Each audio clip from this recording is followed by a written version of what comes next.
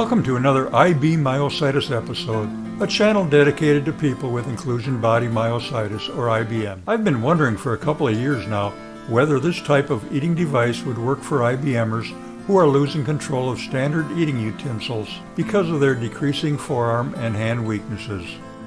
The normal path an IBMer follows after finding standard silverware difficult to use is to turn to a larger handle, grip, fork, or spoon, followed shortly by ones that can be bent to more easily direct food to the mouth. After taking that short-lived path, I have used a liftware level since 2017, but that product can't be currently purchased due to the same microchip shortage plaguing other companies in the world these days.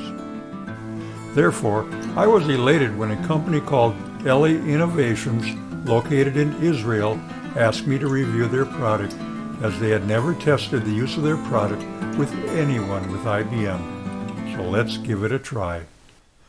This eating device was developed by Elispoon's founders for their son who has severe cerebral palsy and know how difficult it is to test devices and possibly be disappointed. The Elispoon is not the only product they market around the globe. Among others they sell is the WYSIBUG, an innovation for youth as young as only 14 months old who can operate its simple controls, allowing them to zip around with their peers, developing spatial awareness, social interaction, and independence. It can be used indoors and outdoors in accessible areas such as playgrounds and parks, enabling children to enjoy the experience of mobility with their first wheels. The thought of 14-month-old children running the WYSIBUGs might be an inspiration to IBMers who think that they themselves wouldn't be able to operate a power chair when that time arrives. Now back to the Elispoon. Whatever movement of the wrist is performed, the bowl of the spoon remains horizontal and keeps the food in place. The material used is lightweight and strong. The key characteristic is the spoon's affordability. There are no electrical components or batteries, making it easy to carry around anywhere and simple to clean in the sink or dishwasher. In this video, we will compare it to the liftware level electronic spoon that costs about twice as much as the Elispoon. Let's compare a few physical comparisons between the Elispoon and the liftware level. IBMers in the third stage will already know that even the slightest weight difference may make a difference between lifting or not lifting an eating utensil full of food to the mouth. Here are the weight comparisons between the two spoon devices as measured on a postage scale. Next, let's measure the overall length, where in my humble IBMer's opinion, a little longer length is a little better. Here's a length comparison between the Elispoon and the liftware level eating devices. Although operation comparisons may be difficult, let's see how smoothly each spoon operates with a spoonful of food.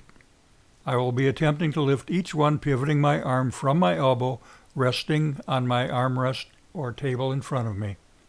Minimal spillage from the spoon is what we are looking for.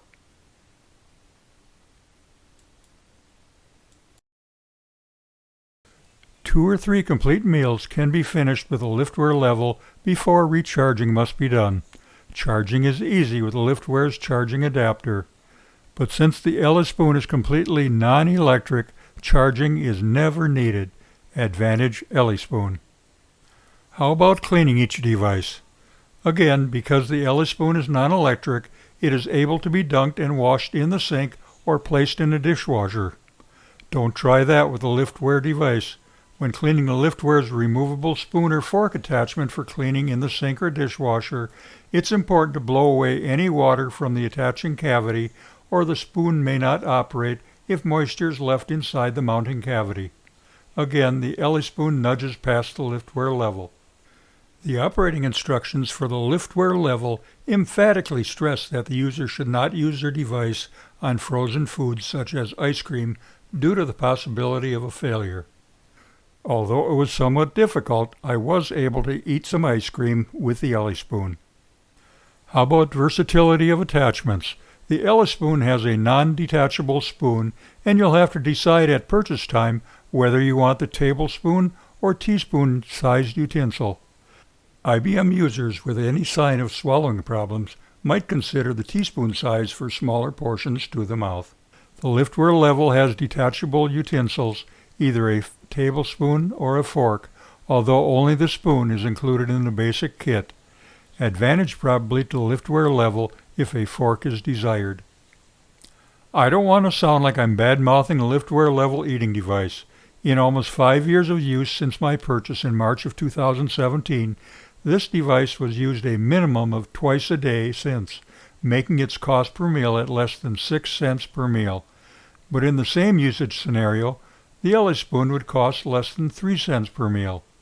The liftware level's availability has been non-existent lately due to the recent shortage of Asian-sourced electronic components that has opened the door for the emergence of the non-electric Elispoon.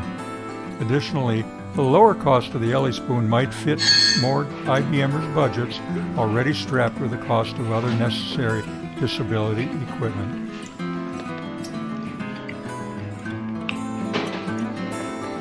Let's review our discussion so far so we can evaluate these two self-leveling eating devices. As each of our situations are different, you'll have to decide which might work best for you. My evaluation was based on actual use of both devices with my functional rating score of less than a 2. I've been using liftware level since having a score of 12 or 13 5 years ago.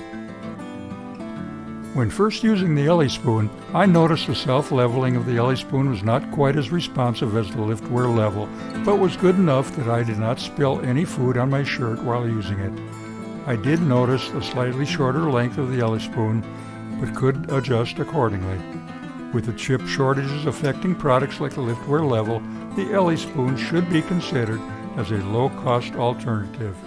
As I'm in the late stages of IBM, any IBMer with a functional rating scale above a 5 would probably benefit from the Elispoon.